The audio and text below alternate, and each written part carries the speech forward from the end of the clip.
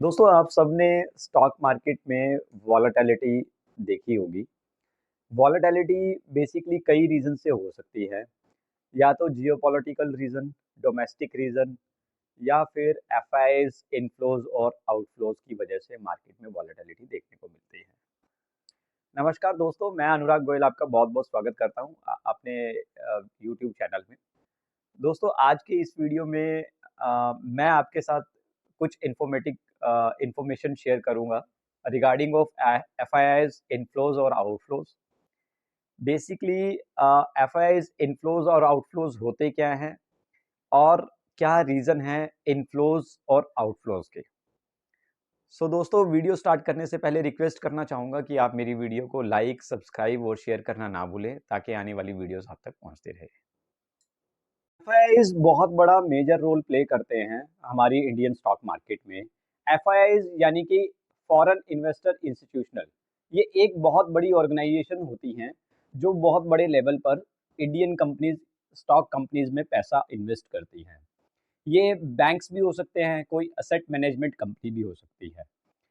ये मार्केट में बहुत टाइम देखने को मिलता है जब भी एफआईआईज अपनी इन्वेस्टमेंट्स को इंडियन स्टॉक मार्केट में बढ़ाती है, तो अब मार्केट में एक बुल रन देखने को मिलता है। और जैसे ही एफआईआईज अपना पैसा विड्रॉ करके यानी कि अपनी इन्वेस्टमेंट्स को लिक्विडेट करके दूसरी कंट्रीज में इन्वेस्ट करती हैं, तो उस समय पर इंडियन स्टॉक मार्केट में बियर रन देखने को मिलता है।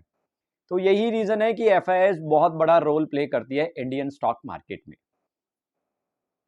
एफआईआईज जब भी अपनी इन्वेस्टमेंट्स को इंडियन स्टॉक मार्केट में इंक्रीज करते हैं यानी कि बढ़ाते हैं, तो उसे बोला जाता है एफआईआईज इनफ्लोज होना। और एफआईआईज इनफ्लोज होने का जो इम्पैक्ट है वो बड़ा पॉजिटिव इम्पैक्ट पड़ता है इंडियन स्टॉक मार्केट पर। बहुत बड़े लेवल पर बाइंग देखने को मिलती है। अगर एफआईआईज अपनी इन्वेस्टमेंट्स को लिक्विडेट करना स्टार्ट कर देता है यानी कि दूसरी कंट्रीज में बेचना दूसरी कंट्रीज की तरफ मूव करने लगता है और अपनी इन्वेस्टमेंट्स को विड्रॉ करने लगता है इंडियन स्टॉक मार्केट से, तो उसे बोला जाता है एफआईआईज आउटफ्लोज करना। एफआईआईज आउटफ्लोज करने का जो इम्पैक्ट है वो नेगेटिव इम्पैक्ट छोड़ता है इंडियन स्टॉक मार्केट पे, जिसका कि असर देखने को मिलता है कि कई बार बहुत बड़ा मार्केट क्रैश भी देखने को मिलता है। रीजंस बहुत सारे हो सकते हैं एफआईआईज इनफ्लोज करने के और आउटफ्लोज करने के। लेट्स डिस्कस कुछ इंपॉर्टेंट पॉइंट्स कि किसकी वजह से एफआईआईज सबसे पहले कि अपना आउटफ्लोज क्यों करता है, फिर हम बात करेंगे कि इनफ्लोज किन बेसिस पर करता है, क्या अपॉर्चुनिटीज दिखती हैं एफआईआईज को।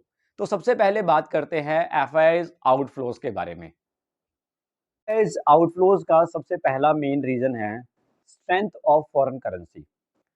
कई बार हमें देखने को मिलता है कि हमारी इंडियन रुपीस की वैल्यू जो है डीवैल्यूएट होनी स्टार्ट हो जाती है, यानी कि इंडियन रुपीस की वैल्यू कम होने लगती है और फॉरेन करेंसी की वैल्यूज बढ़ने लगती है। ऐसे टाइम पे एफआईआईज को लगता है एफआईआईज का पैसा जो है वो दूसरी कंट्रीज की तरफ मूव हो जाता है, क्योंकि उसके पास इंडियन स्टॉक मार्केट में पैसा कमाने की अपॉर्चुनिटीज कम हो जाती हैं। दूसरा मेन रीजन है मेन रीजन एफआईआईज आउटफ्लोज का टाइटर ऑफ मॉनेटरी पॉलिसी।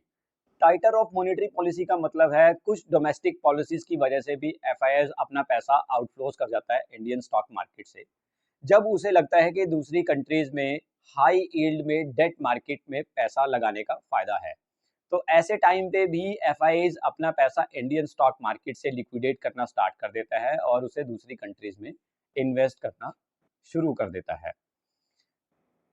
तीसरा मेन रीजन जो कि मेजरली देखा जाता है, rise of inflation rates. Rise of inflation rates का मतलब है जब भी European central banks lending interest rate को इंक्रीज करते हैं तो उसका इम्पैक्ट हर कंट्री में देखने को मिलता है। एंड मेजरली उसका इम्पैक्ट इंडियन स्टॉक मार्केट पे भी बहुत असर डालता है। इंटरेस्ट रेट जैसे ही हाइक होते हैं तो एफआईआईज के लिए बहुत कम अपॉर्चुनिटी रहती है इंडियन स्टॉक मार्केट में पैसा इनफ्लो करने की। तो ऐसे टाइम पर एफआईआईज मूव करता है दूसरी कंट्रीज की तरफ जहां पे कि इंटरेस्ट रेट अभी हल्के हैं, यानी कि एवरेज से डाउन है। सो इन्फ्लेशन की वजह से भी एफआईआईज बहुत बार अपना पैसा आउटफ्लोज कर जाता है। तीन मेजर फैक्टर के बारे में हमने डिस्कशन किया। पहला मेजर फैक्टर कि जहां पर हमने देखा कि स्ट्रेंथ ऑफ फॉरेन करेंसी, जब जब फॉरेन करेंसी स्ट्रेंथ लेती है तब आउटफ्लोज करता है एफआईएस का पैसा, यानी कि वो बाहर की तरफ मूव करता है। दूसरा टाइटर ऑफ मॉनेटरी पॉलिसी, और तीसरा हमने डिस्कस किया राइज ऑफ इन्फ्लेशन रेट्स।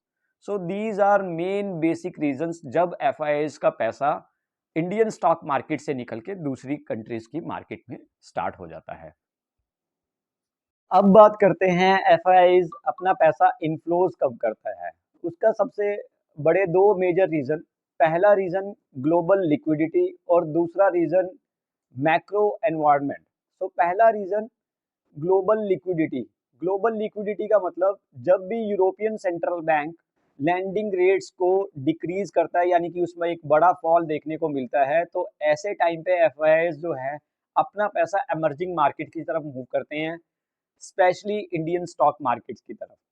दूसरा main reason macro environment. Macro environment means जब किसी देश की इकोनॉमी बूम करती है और वहां का मार्केट स्ट्रांग होने लगता है तो उसे बोला जाता है मैक्रो एनवायरनमेंट। और मैक्रो एनवायरनमेंट पिछले कुछ सालों में इंडियन स्टॉक मार्केट में या इंडियन इकोनॉमी में बहुत बड़े लेवल पर देखा जा रहा है। यही रीजन है कि एफआईआईज की पिछले 10 सालों में बाइंग भी बहुत बड़े लेवल पर देखने को मिली है इंडियन मार्केट में। सो दोस्तों, ये दो मेन रीजन थे जो हमने डिस्कस किए एफआईआईज इनफ्लोज के बारे में, और एफआईआईज आउटफ्लोज के बारे में हमने तीन मेन रीजन डिस्कस किए। सो दोस्तों, नेक्स्ट वीडियो में आपके लिए डेफिनेटली कुछ इंफॉर्मेटिव ऐड ऑन करेंगे। तो आज के लिए मुझे आप इजाजत दीजिए। Thank you so much. धन्यवाद।